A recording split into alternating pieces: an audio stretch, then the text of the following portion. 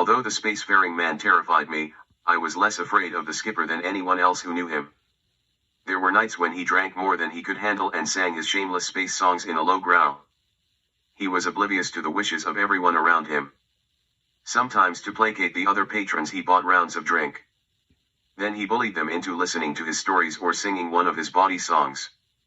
Often I heard the tavern rock with "Skirt the Law" and "Ye Shall Be Flogged." Each patron joined in for dear life and sang louder than the next to avoid his trenchant glare and cutting remarks. It was in these inebriated states when the skipper became the most obnoxious man alive. He cracked his tail in the air like a whip for silence as he told his debauched stories. Other times the skipper bellowed to no one in particular because he thought no one was listening. On those nights he would not allow anyone to leave until he drank himself into a stupor. The skipper would lie with his face plastered to the bar. Then I would carry him off to bed as the others fled for fear he would come to and begin anew. More than his antics, it was his stories that frightened people the most. He told fearsome tales about beheadings, floggings, and walking the plank. In the old days, walking the plank meant jumping into the ocean to die. In modern times, walking the plank involved being jettisoned out of the airlock into space. In some stories men were buried up to their necks and left to boil in the sun while crabs ate their eyes.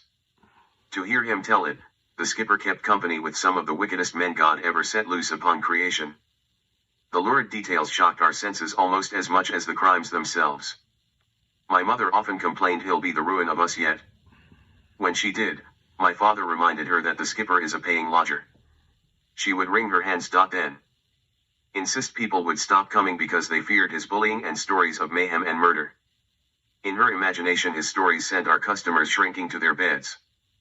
They would pull the covers over their heads and be too afraid to close their eyes. Although my mother had a point, I believed his presence did us more good than harm. Yes, people appeared frightened, but looking back, I'm sure they rather enjoyed it. His stories provided an exciting escape from our quiet, backwater life. A group of younger men, who worked the loading docks in New Providence, seemed to admire him most. They called the skipper a true space dog and a real old salt. The men boasted he's the sort of bloke that made the new Terran system and Plumbo a terror among the outer rim. In one way my mother proved right.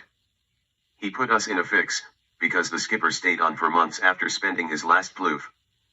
By then my father was ill with space fever and didn't have the strength to insist he leave. On several occasions, when he felt better, my father broached the subject. Each time the skipper cracked his tail in the air. The sound gave my mother such a start she fled the room. All my poor father could do was clench his teeth after each such encounter. I'm sure the frustration and anxiety he lived with quickened his death. The skipper never changed his clothes the whole time he lived with us. I remember the condition of his faded yellow coat, which he patched himself, upstairs in his room. In the end, the coat was held together by nothing but patches. The skipper never made or received a call and he never spoke with anyone but the neighbors, and only when drunk. His portmanteau none of us ever saw open. We speculated from time to time, what, if anything of value lay within it. Just once during his months at the inn did anyone cross the skipper. That occurred towards the end of his stay, when my father neared death. Dr. Fixit came late one afternoon to see him. He took dinner from my mother, and went into the tavern to smoke a hookah. A driver brought his hovercraft into town, as the crow's nest possessed no recharging station. I followed him into the tavern. The doctor's hair was white as snow.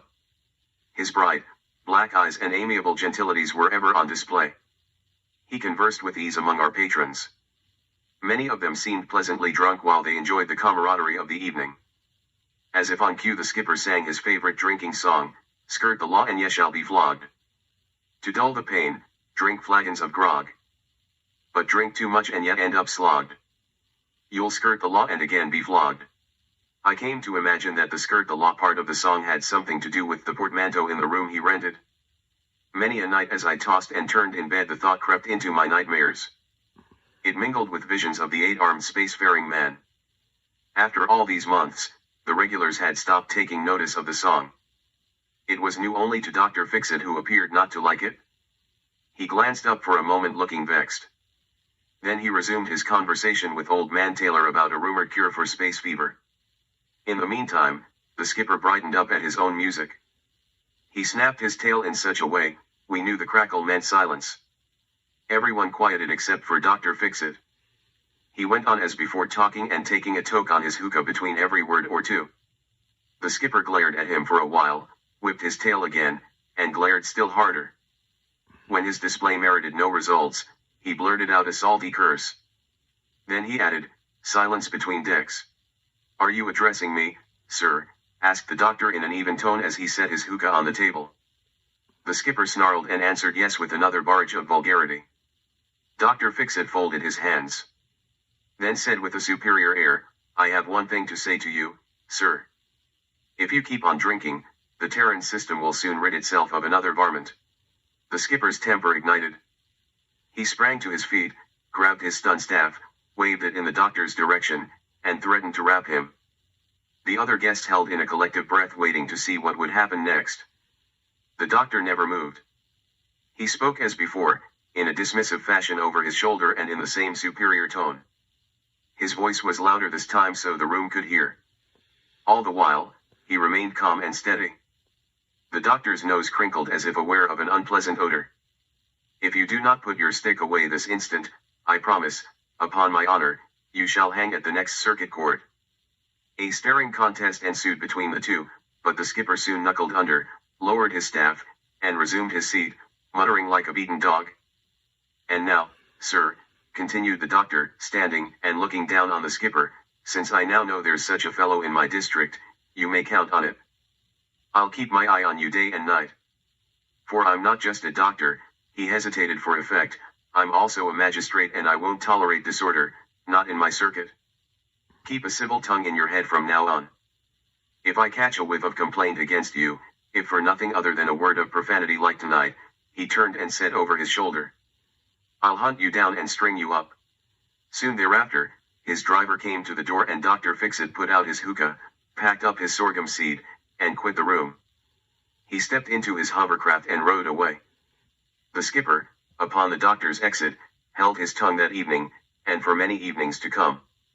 The first of several shadowy events occurred soon after the skipper met Dr. Fixit. They caused him to finally quit the inn, though not, as you will learn, of his own accord.